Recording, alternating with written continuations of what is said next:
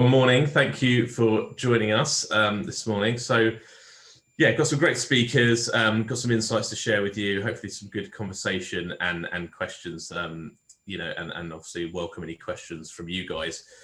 So basically, I just wanted to reflect on what an incredible year it's kind of been, one that I'm sure none of us will ever forget. And obviously, we've seen people, businesses, cultures, change more drastically than we've ever seen before. But obviously it's been hard, but we've endured, we've evolved, and as a kind of species, we survive. And we've had to adapt, in a really short space of time. And I think it's been quite incredible how we're able to adapt, in terms of our lives, our businesses, how we can change. And hopefully, if this year was all around survival, then it'd be nice to think that next year is all about the rebuild. And that's what I'd like to sort of focus as much of this session today on. Is kind of having that positivity and thinking, how can we rebuild? So yeah, we're going to be looking at that. This year, I represent a business development community, and I'm really proud to sort of have launched that earlier this year, called BD Matters. And I think, business development people are going to be at the heart of that rebuild.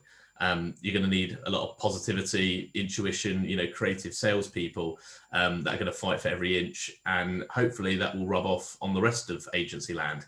And we've continued, as Grey Matters and BD Matters, we've continued to grow and build more knowledge and skills.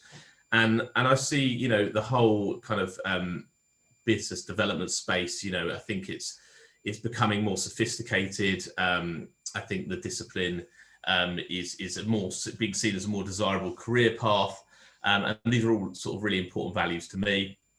It's why I launched BD Matters, and that's sort of grown to over 200 people in just a short space of time.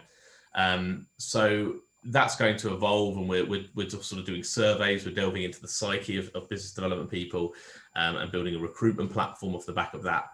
And also alongside, BIMA with Holly, I'm co-leading their new business community. So it seems like quite an exciting time for BD people, especially, in the next 12 months. So today I'm joined by four of some of the most connected agency people in the UK, and spanning literally sort of thousands of agencies up and down the country. And hopefully, you'll recognize the names in Pimento, the DBA, ALF, Insight, and BIMA. So I've asked representatives from each of those to join us, and share a few sort of learnings, a few insights, and answer some of my questions. So we've got Adam Fenello, who's the head of services at DBA. We've got Amanda Ruddy, who is head of sales at ALF Insight, Holly Hall, who's MD at BIMA, and Stephen Knight, founder and CEO at Pimento. So I think we'll delve in. I have been, as I think one of the guests mentioned earlier, I've been doing Movember, not anymore, but I thought every time we mentioned the word pivot, that we might chuck another £10 into the pot and put it towards Movember.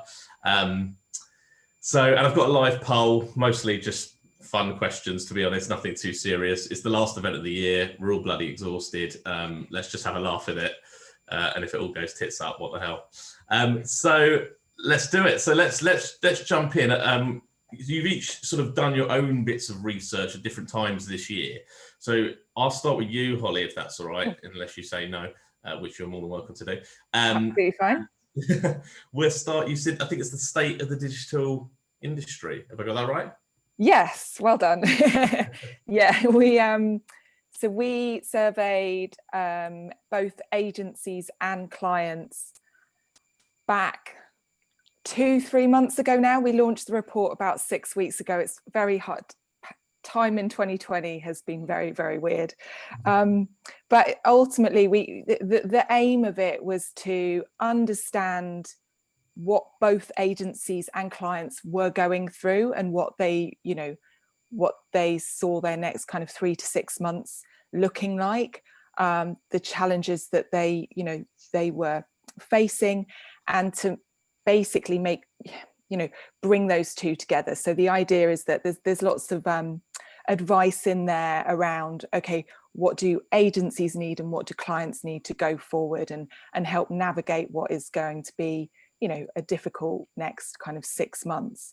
So it it's quite a hefty report. I'm going to pull out like 3 kind of key learnings, but I would say go and download it, because it breaks up small, medium, large agencies and clients, and there's lots of advice in there. So I guess, and as well, this is my perspective, you know, you might pull out totally different things. So for me, I think, you know, some of these are really obvious, but sometimes they're the most important things that you overlook. So when we asked clients about their most attractive partners, 44% said those that demonstrate relevant case studies with clear ROI. So immediately off the back, it's just, you know, be really clear on your value and your point of difference, because that has been absolutely was the most priority for clients. Secondly, 23% said that those, you know, they valued those that had been recommended by a trusted peer. And I know we've certainly, you know, seen that demand and engagement for things has, you know, gone skyrocketed. And it just, you know, it's really important, therefore, to be, you know, to be keeping all of those connections really healthy, to be part of networks, you know, to look after your existing clients, to look after old ex-clients, those clients that never quite made it as clients, you know, having that really strong network that can then recommend you and will, you know, fight your corner is really, really important. And I guess the third one, and I would say the most important, is that kind of idea of being empathetic. So, you know, when we looked at what agencies were experiencing, and obviously BIMA has quite a diverse agency community, it was so diverse. It was, I think 27% said that they were looking to make redundancies, but then we had over 40% looking to hire. Someone I spoke to yesterday said that they'd had both their worst month and their best month this year, which is just crazy. But when we looked at clients and what they were saying, so yes, of course, revenues are, you know, vary massively depending on which sector you were in, etc. But actually we saw budgets slashed pretty much across the board. So I think over 70% of clients we surveyed said they had at least a 25% reduction in budget. So I think probably as a result, you know, a lot of these clients are changing their marketing strategy. I think over 44% changing their marketing strategy, 36% changing their business model entirely. 90%, this is probably pretty obvious, changing their ways of working. So they are all going through these massive changes. And I think what they really need is agencies to listen to them, you know, to be flexible, to be proactive. So there was a lot about, you know, yes, it's about value and point of difference, but it's really about ROI and helping them to, you know, find that ROI and you know, support the business case across the rest of the, you know, the rest of the business. So, you know, so they're supporting that case for the work that you know, you want them to do. So yeah, I think really listen to people and make sure that, you know, you're presenting them with something that's going to really add value to their business at this time when they are facing so much change and upheaval. So yeah, I think, as I said, there's tons more stuff in it, but those were, for me, the kind of key points. Yeah, no, and I'd be really interested to see what gets carried through, you know, to next year, and sort of what goes out the window a little bit. You know, I know this obviously, you know, that empathy and everything and adjusting, it's been so important in terms of survival, and it's just, you know, trying to, you know, we can maybe get into that a bit later, but thinking about what's going to last the test of time. Okay, cool. No, all good stuff. So yeah, do download that the State of Digital industry report from BIMA. And then, so if we jump into you, Adam, you did a sort of, was it an annual survey report, as you know, that you looked at? Yes. Hi everyone. We at the DBA we do an annual financial survey, and I will share a few pages. The report is exclusive to members, but there are some bits that I can pull out. The survey was done in May and June, so at the height of all the uncertainty. But what we were looking for was how people thought about the state of their business at that time. So every year we ask a confidence-based question: how's business? And what we've done in the report was track it back over previous years. So you can see that immediately following the referendum back in 2016, there was a big spike in people who were concerned about their business, those who thought they're just going to break even. And then compare that with this year. What's quite interesting is that we still have quite a few agencies up at the top here who felt that business was great and growing. Obviously, ones working in branding, packaging for food and drink, those type of businesses. But this section down here, those who are concerned about their business and tightening their belts, obviously massive increase down there. We also ask about expected income and staffing levels. We also a lot of existing income as well. So all the financials are all based on financial years that have just ended. So the financials in the report were all looking really good, because last year wasn't too bad for the design sector. But when everyone was starting to look forward, there was big increase in how many agencies felt that they were going to see a 10% or more drop in their income, and also those who felt that they were going to lose at least 10% of their staff. Normally, these figures are way down. And in fact, when people are projecting, normally it's practically close to zero. The confidence levels were quite interesting when we dug down into the data. What I particularly found interesting were the proportion of agencies who were more confident in the regions as opposed to London.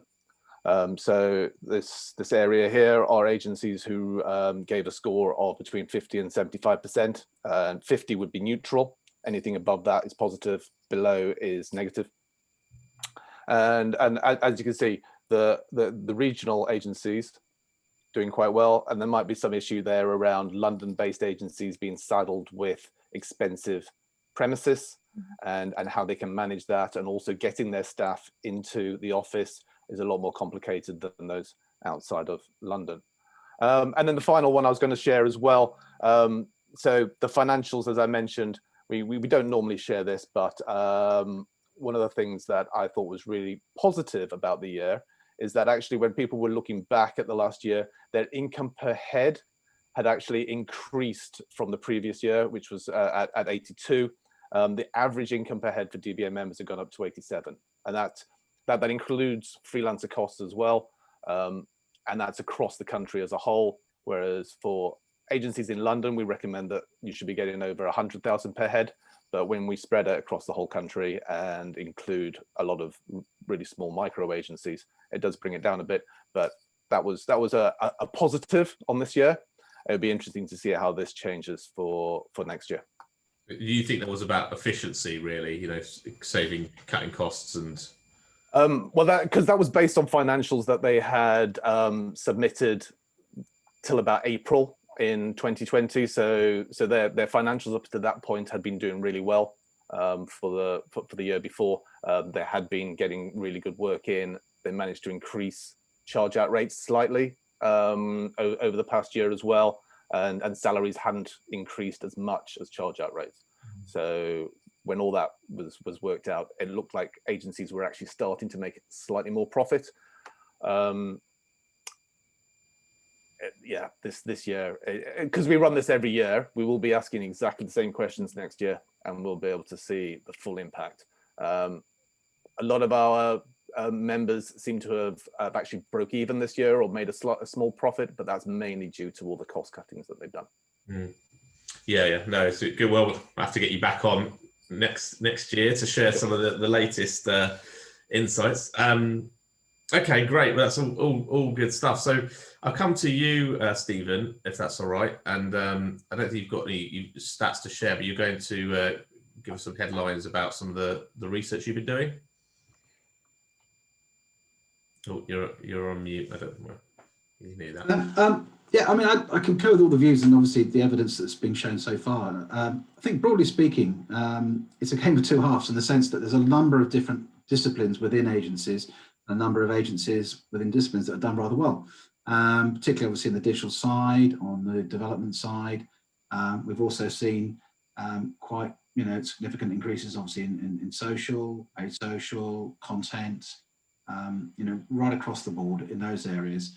I think we've all witnessed, obviously, that experiential and events agencies have really struggled, even though they have managed to move their business into the virtual environment in many instances. They're just not getting the same level of revenue from having, the virtual versus the physical events. And I think other businesses in video production really did suffer early on because you just weren't able to basically produce any live action. So everything, swapped very quickly towards animation or repurposing existing content. That there will be some real key learnings, I think. I mean, all the agencies that we work with, and that we work with, over 200 agencies now across the whole of the UK, they're all in the independent sector. And one of the things about the independent sector is that they are able to move and change their proposition very rapidly. They're able to reflect what clients want. Their cost base is somewhat lower. They are better equipped to deal with the downturns in the economy than some of the groups might be. And the way in which the groups have responded to cutting costs has been to reduce the number of agencies by pushing agencies together, creating merged agencies in the name of what clients want, but in reality they're reacting to the market condition. And it's any way they can reduce their overheads is to lose people, push agencies together, reduce their carbon footprint, reduce the number of offices they've got, and they've been doing that reasonably successfully, and they've had to do it fairly swiftly. The independent category, I think, is actually thriving and is doing pretty well. I'm not saying it's bonanza out there, because the reality is clients are overall spending less, but it would appear they're spending more with the independent sector, and they're looking to find new solutions to the ways in which they work going forward. And the whole period of time that we've been orientating and working from home has proven the model. And I think that's going to be something as we move forward. I don't think agencies will want to rush back into offices. I think they want more flexibility. People, obviously, the younger fraternity will still want to continue to have flexibility to go into the office, and they need that. And they need to be able to feed off other people, learn from other people. And frankly, one of the reasons we all work is because we enjoy it. We need that. But I think that some of the flexibility and some of the ways in which we've learned to work will remain. And I see that as a very positive step as we move into 2021. So cost bases are down as a reduction in headcount.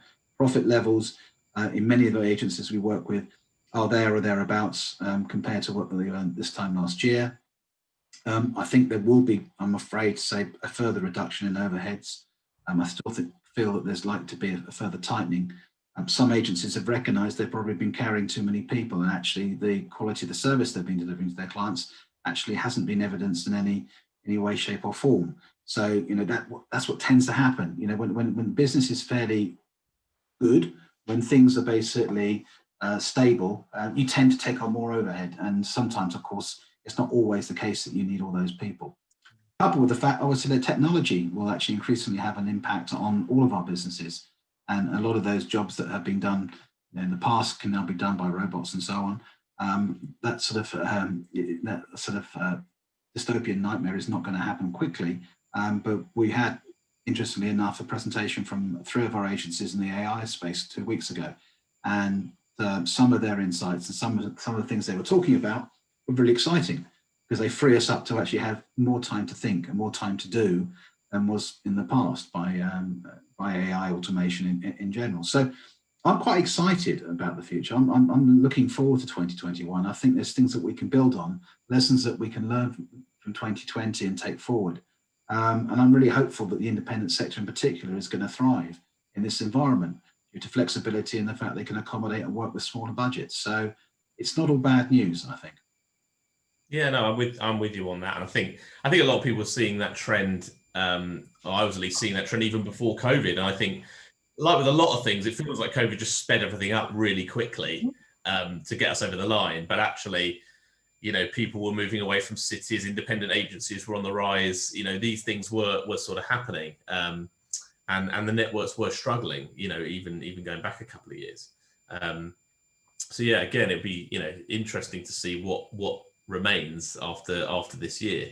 And then, so Amanda, if we come to you then, last but not least, and just you know, I think, have you done any particular research, or you know, is it just kind of like, you know, ad hoc things that you're aware of that you've come across? Well, a bit of both, really. So ALF did do a survey with its users during the first lockdown, basically with an aim of understanding how people in new business felt, and, you know, how their jobs essentially were changing. And we did get a sense of that. So probably to kind of echo some of the things that Holly mentioned. So more on the doom and gloom part, 89% of our respondents agreed that clients were not spending and less likely to spend in the period. And quite a big percentage, 68%, actually stressed that they were really worried about their job and how this was all going to impact their progression within their careers. It wasn't all negative though, because what we did also get was a sense of how people are adapting. And that's something I think we've all seen, you know, once we've started getting on with it, people are adapting to new ways of working. So 91% of our survey respondents said that they have changed their sales pitch and their messaging, which you would expect. And I'd probably echo things like empathy, which we mentioned earlier, and sensitivity. But, you know, I think everybody's had to kind of reflect on what that pitch actually is. And 66% are now targeting brands that traditionally were not on their radar. And that's something we've definitely felt at ALF. You know, we're a business development tool helping people get in front of brands. And we've seen a growing need for, you know, quick access to things like D2C brands. For example, we've seen a reduction in sections like travel and obvious areas where traditionally they've been, you know, high sought out kind of categories. So I think it's made everybody kind of reflect and say, okay, well, what other areas can we be working on if our own, you know, traditional key sectors have been damaged? I mean, when we asked, about a third of our clients did say that they've reduced their new business activity and their marketing. Now, this was in that first lockdown period. And I think we definitely felt that at ALF, kind of two camps forming. There was the camp that was, you know, we need to batten down the hatches. We need to concentrate on our existing client base and keep those safe. And, you know, now is not the time for new business. The market's not right for it. And then we had this other camp of people that was actually like, do you know, we need to overcompensate here. We need to go full flog and get our pipeline in shape. And which one is the right one? I would definitely say the latter there. But you know, every this is different for every business depending on what you do. So in some circumstances, you know, that may have been the right option to slow down and stop. But, you know, I think particularly in our world, things take time. So if you're going to go on hiatus for a year, that's going to have a much longer impact for you. But you know, that's kind of what the feeling was in lockdown. And I think at least initially, we didn't know how long this was going to go on for. So as an immediate reflection, I mean, we even did it at ALF. I'd put a lot of my new business team on furlough and then had to call them back a week and a half later because of that immediate reaction of, you know, what's the market's going to stop, and then suddenly realizing actually no, there is, you know, there's work to be done here. And then finally, an interesting kind of point of view from a sales perspective is we wanted to understand how the sales channels had actually, change. So you've got your whole market working from home. How can you actually get in contact with prospects now, and how should you be getting in front of them? And the reaction there was a bit of an overwhelming feeling that you can't get people on the phone anymore. And interestingly, when I have conversations with people about this, again, it seems like there are two arguments. It's no, people are far more willing to pick up their mobile to me, but actually getting through switchboards and things like that is a bit more tricky. The same with email. About half of our respondents said that they were really struggling, getting attention of people via email. However, that hasn't stopped people trying to use it more. Video is an obvious one, so I won't talk about that too much, but it's worth mentioning before COVID, when we've done these surveys in the past, about 75% of our ALF users conduct all their meetings in person. So it is a major difference having to change over to video, and that changes the way we all work in new business quite considerably. And then finally, another pretty obvious one was the increase in LinkedIn usage.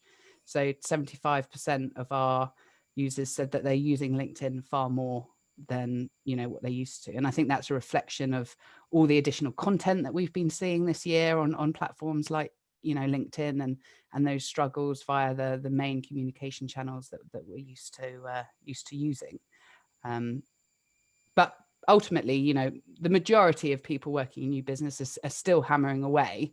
I think it just shows that they've just had to adapt and get on with it, and we're just working in a slightly different way now. Yeah, and I mean, those stats don't massively, surprise me. And I think it's interesting because people are always looking for sort of blanket results or answers or what works, what doesn't. And I just think, like when you talked about whether or not to pick up the phone to somebody, I think every individual, we're all different, right? And you might call one person and they might be so annoyed that you've called them on their mobile and they're at home, like with their kids, and how dare you call me. You might call another person and think, great, actually, like I've got time to speak. And so there's no sort of blanket rule for business development like that.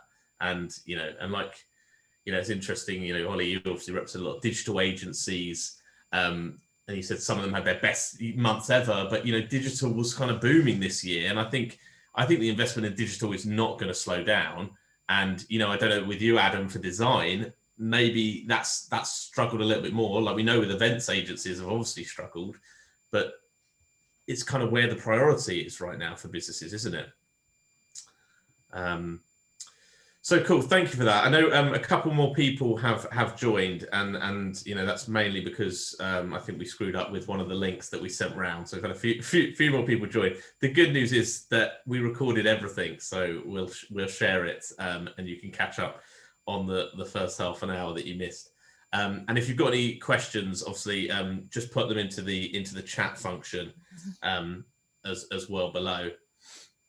And I might launch a poll that can kind of run in the background as well in a minute. But let's kick off with a question. So I know all of you guys kind of run, communities and or memberships. So kind of how have you maintained that sort of dialogue throughout this year and sort of keeping a lot of these agencies going? Who would you like to answer? I can go. I think, I'm sure everyone else on the panel has witnessed this as well. Like obviously the demand and engagement is kind of skyrocketed. I think a mixture of people really wanting to connect and share when they're at home and stressed and they don't know what's happening, particularly at the beginning. I think we've seen a lot of people really wanting to upskill especially in digital areas, obviously, D2C e-commerce, productizing AI, all of these sorts of, new ways of growing their business. I think we've also seen a lot of people kind of more invested in the bigger picture. So we've seen more demand for the stuff we do on sustainability, on inclusion and diversity. Obviously, these things have been really front of mind for lots of different reasons over the last sort of 6-10 months. And so that's been amazing to see. And it's just easier, I think, it is a hell of a lot easier than trekking across London. And for us, you know, we're UK wide. So pre-COVID, we had, you know, physical activity going on in 7-8 cities. So to be able to produce a load of sessions and masterclasses and hangouts and content that's for everyone has been amazing, and it kind of feels like it's brought everyone together. I think, you know, the question about how have we changed, I think, you know, Amanda, you were kind of talking about it. It's like the people that just got stuck in, and it sounds like, you know, all of our organizations kind of did that. And it was, you know, we ran a session, I think, on the first day of lockdown, probably a finance, coronavirus and you. It sounds like loads of fun now, but and I think in those first 6 weeks we pretty much ran a session a day, because that's what people needed and wanted at the time.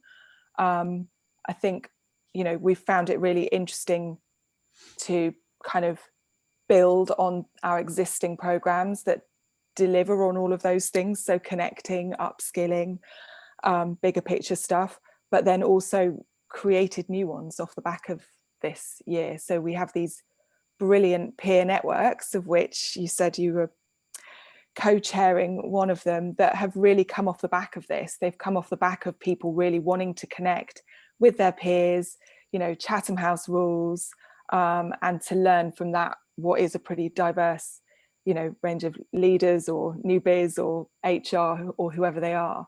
And that's been amazing to see that grow so quickly.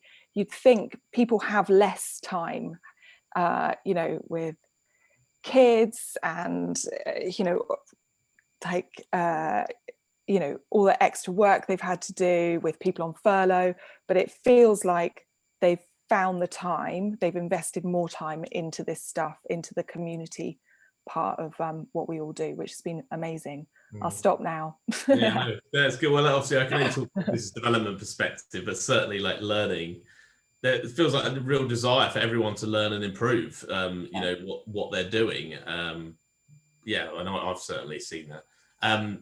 What about the rest of you guys? I mean, obviously you've all I don't know if you've got plans to bring back, you know, physical events. Is there any sort of, is anyone that being that daring? Oh yeah, Stephen's not. Has anyone got one booked in? Is that...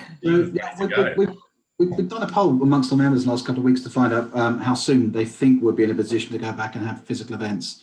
And we're also trying to plan our conference for next year, which obviously sadly this year we had to postpone. I'm working on the assumption that we will be able to get physical, as it were, from sort of June of next year. We could possibly go earlier, but I think it's going to be about confidence too. I think people will want to have the confidence of going back into an environment where there's going to be lots of people. And a lot of our events, you know, we were in a tight confined space at places like Number 1 Alfred Place. We got 100 people in there, so it was tight. So we've learned from the program this year, and we've, I think, probably promoted or delivered or produced just over 300 events. And we've done that in hand in glove with the Alliance of Independent Agencies and with the PRCA and with our members, you know, including Adam, who's on this call, and others. And the feedback we've had from these things has been fantastic. I mean, people really do value being part of a community when they're in that situation. They all want to feel like they're, you know, sharing the pain and getting knowledge and insights from other people in the same situation. I don't see that it's going to change. So I'm anticipating that we'll continue with our virtual and physical events next year. It reaches a broader audience. Not everybody can come to the physical events because they tend to be held at the end of the day, early evening. So sometimes, obviously, for parents, it's quite difficult to get to those things. So there will be a continuous mix of different activities. The real challenge for all of us is to actually, how do you stay original? How can you, you know, deal with this medium we're on now? How can we make it more involving, more creative, more engaging? And how can we give a voice to all the people that we work with? So that's a physical challenge and a mental challenge, because you know, putting on these activities, it just doesn't happen. If you want to get good people, and you want, as Adam knows, you know, you've got to promote the hell out of it, and you've got to also give people a reason to join and come along. So my view is, I think we're going to get better at using this medium. I think we'll find new ways to get engagement and higher levels of participation, but ultimately people are busy, you know, so the fact that, you know, that they're equally as likely to watch this on catch up So we promoted and put all of our activities onto YouTube, and we're getting good viewing on that. But at the heart of it, it was all about helping people, making sure we put the resources in place, having the professional service people to talk about HR, finance, legal, all the things that they needed at the time, and then having all those resources available on the blog and as backup. And the other really interesting thing was we didn't do this for our members, we did this for the whole of the market. So we said, anybody who needs help at this time, agencies, large, small, one-man bands, one-woman bands, and consultants, the whole lot, we're in this together. So that's work and support each other. And I have to say, all the associations have been brilliant. They really have. In the past, I think some of the associations have been fairly competitive. What I've really seen is the coming together, and the fact they've all been willing to pitch in, help and support. We've had the Advertising Association, we've had the BPIF, which is an organisation ordinarily that our community wouldn't embrace, but they represent the print and to a certain extent the digital community. We've had the CDI, we've had DMA, we've had the Alliance themselves, and many more. And they've all been great. And so, I'd like to publicly thank them. But we're going to need more of it next year, because next year is going to be as tough in some respects as this year.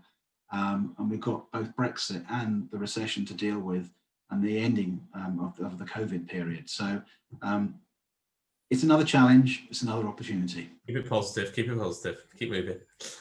No, I think, look, and it's been amazing what Pimento have done this year as well. And like all of you guys, I think the way you've kept these communities going and everyone, connected, and at a time it's been so hard, I think it's been admirable. I think it's been fantastic. And so let's just delving into sort of some of like culture and mental health challenges that some of these agencies have had. I don't know, Adam, have you seen like, a lot of struggles in that area? How agencies, any examples how agencies have really managed to get on top of that, or can get on top of that if there's still problems of sort of isolation or feeling overwhelmed? Yep, absolutely.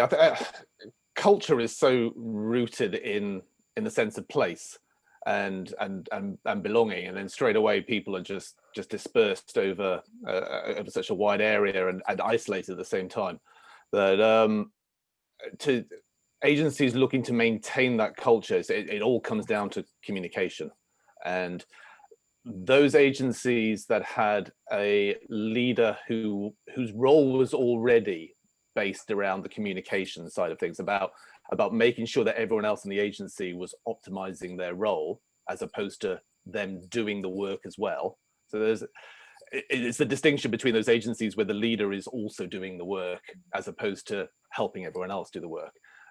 So those agencies that had the leader who was like the ringmaster, I think those have fared better, because suddenly that has become key, because they got all these staff dispersed over an area, and their role has been to make sure that they can do their job and to hold everyone together. And that constant communication, one-to-ones, group meetings.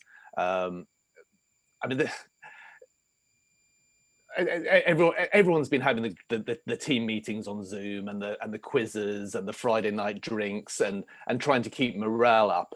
But at the end of the day, the culture can only come from the person leading the agency, and them having those one-to-one calls, showing concern and putting their arm around them virtually.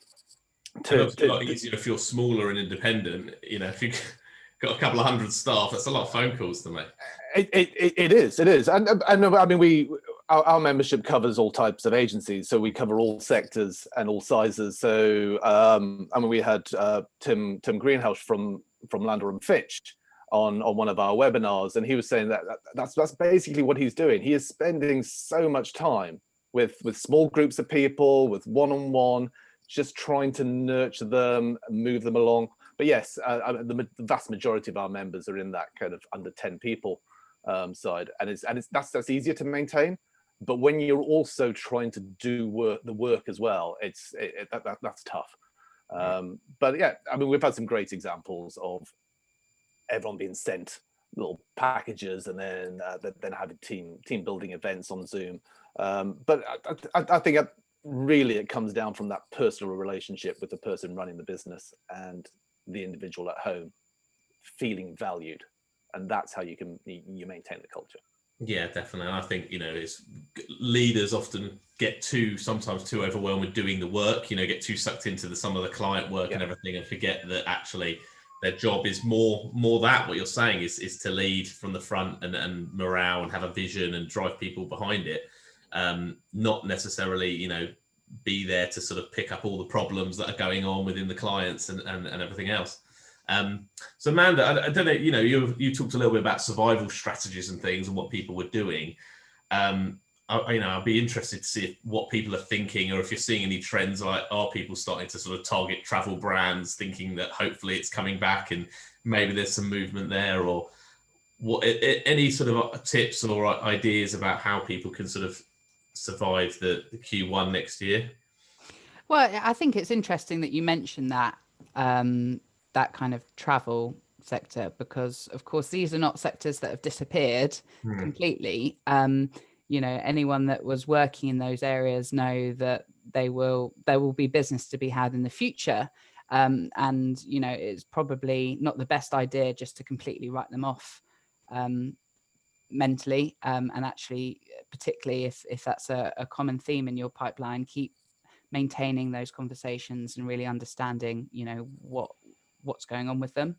I think in terms of what we've seen, I mentioned the D2C aspect, and we've seen many non-D2C brands trying to become D2C brands, and I expect that's probably something that will stick for quite a while. But I also think what's interesting to see is just that how agencies are looking at new sectors in general. So well-established agencies that have their key areas that they've continued to work in, and how they're just flipping the script and looking at new types of organizations to target. And particularly one thing that we've also seen is an interest in maybe smaller spending brands and advertisers, and new entrants to market. We've seen before in previous recessions, often to come out of that, new organizations. There are still product launches going on. There's still lots of activity to be had, but it's maybe not as much of a fight over just the largest spending advertisers in the market, but actually looking at the market more as a whole. And I think that work that's been done by agencies, trying to identify new spaces to work in, is definitely been a good way to go, and we'll put them in a good place for the future. And I also presume with the rise of sort of independence, as Stephen said, I think maybe that's going to create an even more competitive space for business development, because you've just got more agencies, you've got one-man bands all going up, all going after the same thing, which is going to be tough. So it's all about kind of, propositions standing out, trying to sort of differentiate themselves. I think what's interesting is that, there is a certain level playing field that's been created. We've taken our nice fancy offices out of the equation. We've taken pitch theatre out of the equation. And everybody's got to kind of start from the same starting point. So it will be really interesting to see, how that can affect the new business process and what wins are in the future because of that. We've definitely seen with our brands community that their attitudes have changed, or actually maybe it was there and now they're able to actually act on it, but they're much more interested in working with much smaller agencies, one man woman bands, and actually it's so much more about the output, as opposed to any of those other things. Having said that, you also talk to people that really miss the pitch theatre. They really miss going to agencies and having coffees before and after and all of that good stuff. So, but it does feel like there's a change that's taken place, where, as you say, everyone's on slightly more equal playing field. Yeah, I think it's agency models sort of changing, isn't it? And sort of what they're looking for at the moment.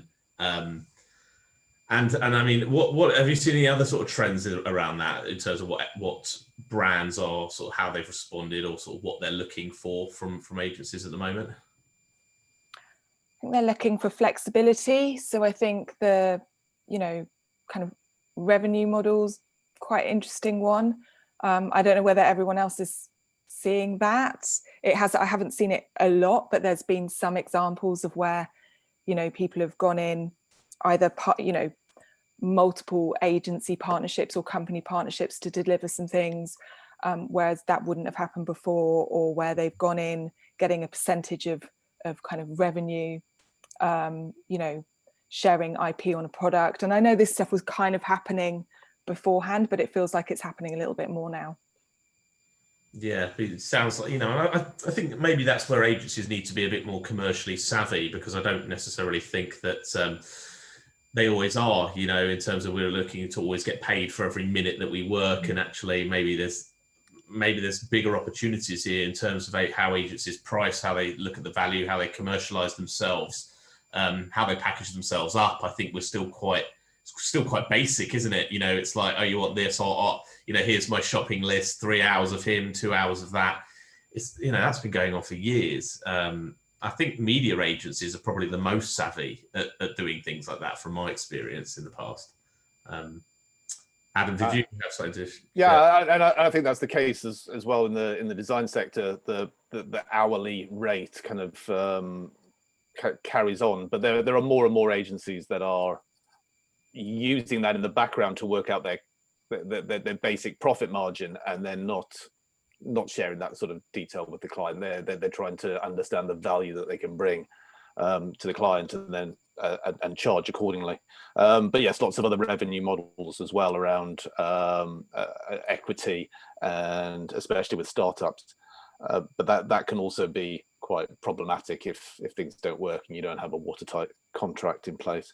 But from the client's perspective, I think those agencies who have embedded the virtual model into their business are the ones that are doing the best at the moment. Not the ones who are trying to do exactly what they were doing before, but from home. Those who have actually shifted, and it's going to be more embedded in the way they work going forward. So we have quite a few members in the membership who are already virtual agencies before COVID. So they have like 3 or 4 partners, or without an office, and they manage freelancers around the world. So they do quite large projects for quite large clients, but really they're an agency of 3 or 4 people. And I think that kind of model, where you can prove to clients that you are able to do the work and do it effectively, will get more and more common as we go through this, especially as with all the redundancies we're getting, all those people made redundant. Most of them are going to be setting up their own agencies, I would have thought. We see that all the time. You know, so many freelancers just go, well, I'll just go and do it myself. But I think so it's sort of a mindset thing in terms of being agile and how you can work collectively. But I think a lot of people go into that possibly naively. I think when people think like, oh, I can do a job, I'm a designer, or I'm a developer, or I'm a this. And I think putting the strain back on like the business development side of the brain and what people need to be able to sort of deliver there, it's a lot. You know, you got to find leads, you got to find that work constantly, you got to build your network, and some don't feel very comfortable sort of doing that. So it's an interesting one how that will change. What did you say? I've got a poll here that I'm just going to chuck out now because we've got about 5-10 minutes left, but just really a bit of fun there, to be honest. That I thought we'd just get a feeling for what everyone's up to. Never. I always find it interesting. Holly, I know you're in pajamas most calls we have, so don't. The productivity one's interesting. I mean, like, have you guys felt more productive working from home, or have you Absolutely. Yeah. Absolutely. I mean, I live quite a way out of London, so I only ever used to go in the office 2 days a week anyway. But that was over 2 hours each way, and get home late, not see the kids. I think I've changed. I thought I was more productive at the beginning, but now I feel I'm less productive, especially with like builders going on in the background and all sorts of stuff. But no, I definitely don't feel like I'm as productive as I used to be. Just got those results coming back in. I think it's different, isn't it? I feel like I'm in your camp, Adam. But I know that if you're in your 20s, sorry, I'm making an assumption, but that it's not, you know, it's a very, very different thing, you know, having a house and kids and maybe a garden, you know, all of those things, maybe having to travel in, all of that stuff. But if you're in a, you know, if you're in a shared house or even living with your parents, it's a very different experience. So I think the office is a really important place for young people to learn their trade and be social and you know, all the rest of it. So there's definitely a place for it. It's quite interesting when you look at basic rental values and property values. So central London, obviously rent has fallen, property values have fallen, but just outside of central London, you know, at the end of the line, as it were, we've seen a sort of 4.5% increase in rents and a similar increase in values there. And if you go to the home counties, it goes up again. So the days I think of working and being close to the office, I think there's going to be a divergence here. I think, as you rightly say, Holly, I think if you're perhaps more mature like myself and you've got, you know, I've got a grown-up family now, but the reality is not having to go into London, not having to go to a major city, being able to actually enjoy working from home more, actually be more productive as a result of which I think is certainly on trend. But equally too, all the reasons I went into advertising, none of them had anything to do with money, the fame. It was all about having fun. And I think that actually not being able to your colleagues, have some fun, you know, go for a beer after work, all those sorts of things that are really, really important. And if you're out in the middle of nowhere, the reality of being able to do that is somewhat more challenging. So I suppose the good news is that if rents are falling in central London, then the kids will be able to actually, once again, hopefully afford to live nearer to the office. And so therefore that sense of community and that sense of belonging will continue in some way, shape or form, albeit the office as we know it, I think will physically change. But there is still going to be a requirement for us old ones to actually somehow contribute to that existence and make sure that we are giving the guidance and support and learning from them as well as them learning from us. So it's tricky, isn't it? It really is going to be difficult to manage time and location, I think, as we move forward.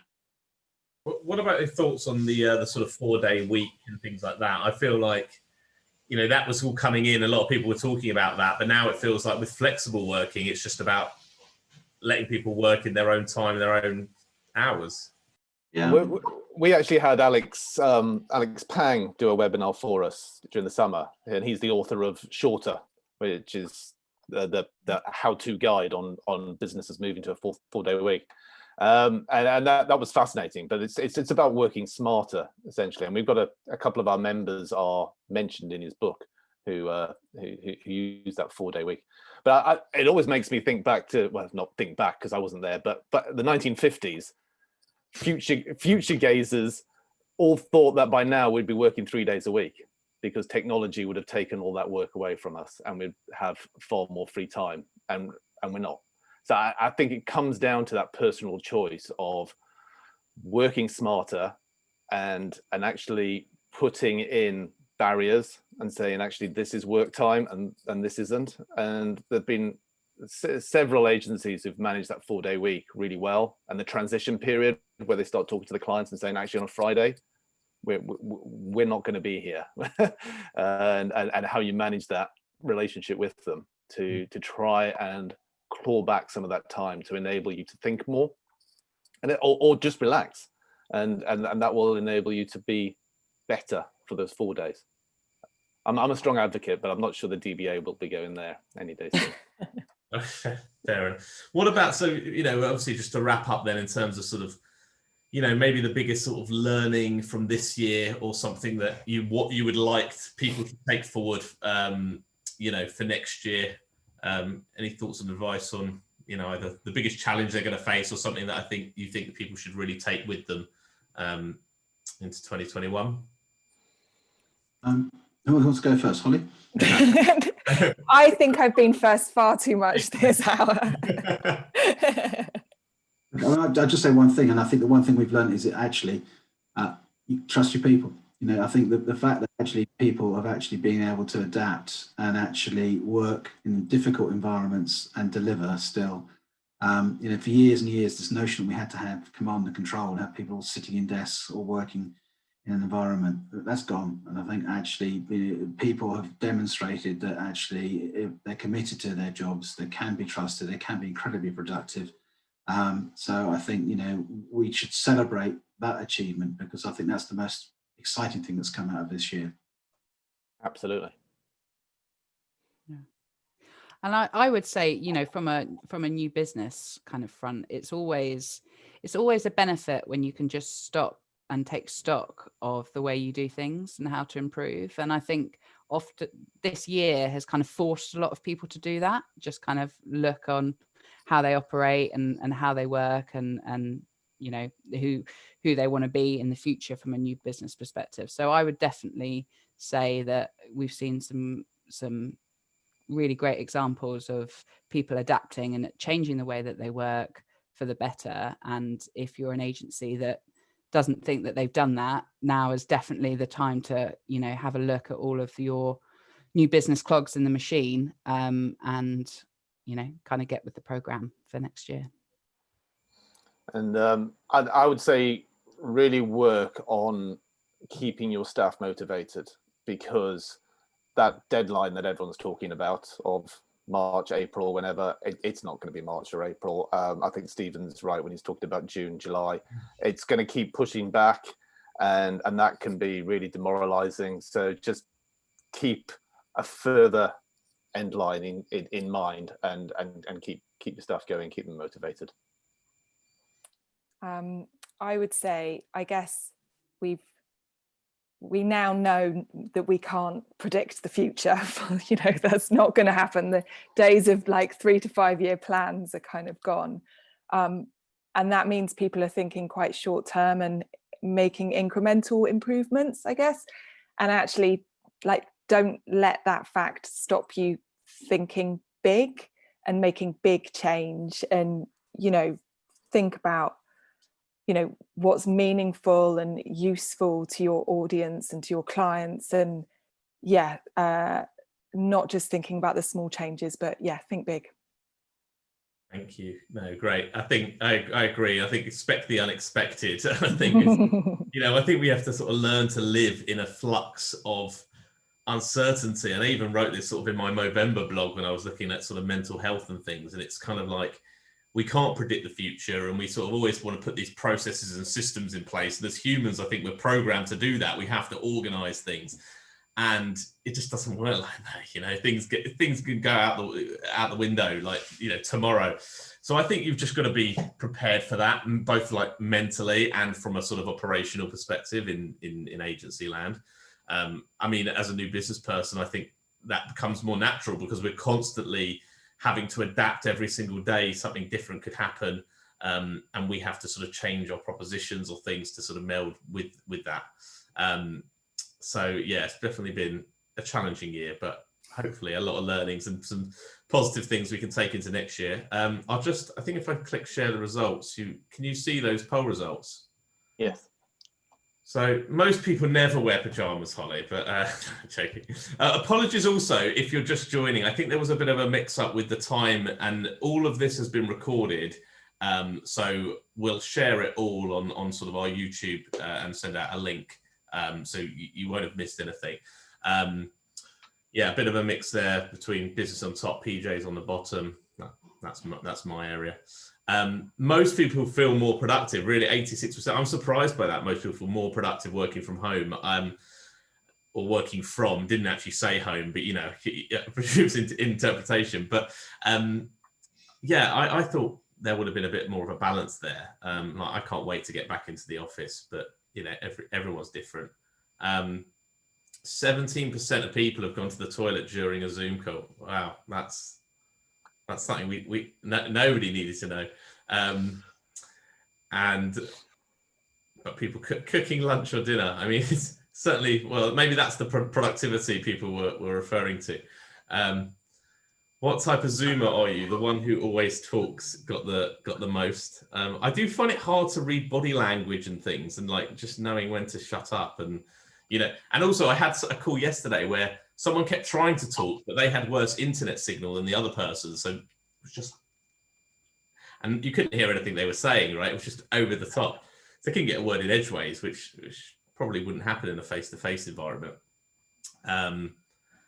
And then, I think that's the other thing that really gets me, the multitasking. Like how many times do we on a call, but we flicked over, or we've got something running in the background, and we've got 15 million tabs open. It's like, can we really be that focused and productive when we're online and there's too many distractions around us? But anyway, all things to think about. Cool. I don't know if anyone's got any quick questions farther now, but I know we're sort of come to an end. Stephen, did you have any tips on a virtual Christmas? Or do you have anything you want to share? We did an article we stuck out last week on social about some of the things you might want to do with your colleagues to find novel ways to kind of come together in the absence of Christmas parties, and that's a reasonable amount of hits. What we decided to do, we were going to have a small Christmas event and try and do it in 2 locations, groups of 6, but of course that's now obviously forbidden even outside. So what we're doing is we found this character down in Burgoyne, who's a sommelier who works for a fantastic wine grower down there, Chateau Pommard. And he's basically sent, and this sounds terribly expensive, but it isn't. He's sent 3 bottles of wine to each of our members of the team, and we're going to do a virtual wine tasting from Chateau Pommard on the 16th. The team just has to provide the sort of cheese and biscuits, as it were, but that should be quite fun. And it's actually considerably less expensive than doing but it should be just as much fun, I hope. But yeah, those sorts of things. You have to find a way, to the earlier comment, find a way to embrace and continue to support your colleagues, and find ways to make sure that mental health and also how many people have actually hired people in this period, and actually how do you actually communicate your vision, your values, and what you're about as an organization and your culture. So much more difficult to do, isn't it, online than it is actually face to face. So any tips in that area would also be helpful. Yeah, I think we've certainly been stretched sort of creatively and I think people need to. We're going to have to think more creatively in how we embrace these channels, how we bring people together, and what we can do. Anyone else can better the sommelier and the wine tasting? It's pretty good, to be fair. Do that and then switch your laptop off and don't turn it on for a good few days. Would be my advice. Yes, we're downing tools for 2 weeks. I think it's really important to get a break over Christmas. And I mean, a virtual Christmas is an impossibility. So I think everyone should just accept that it's going to be a bit rubbish this year, and then just look forward to a time when we can socialize, go to the theatre, go to the cinema, celebrate the arts, give your grandparents a hug. Just look forward. But we are all in it together, so that's the main thing. All right, guys. Well, thank you all for sharing sort of loads of really interesting insights and your views this year, and hopefully we can do it again next year, maybe even in person. We'll see.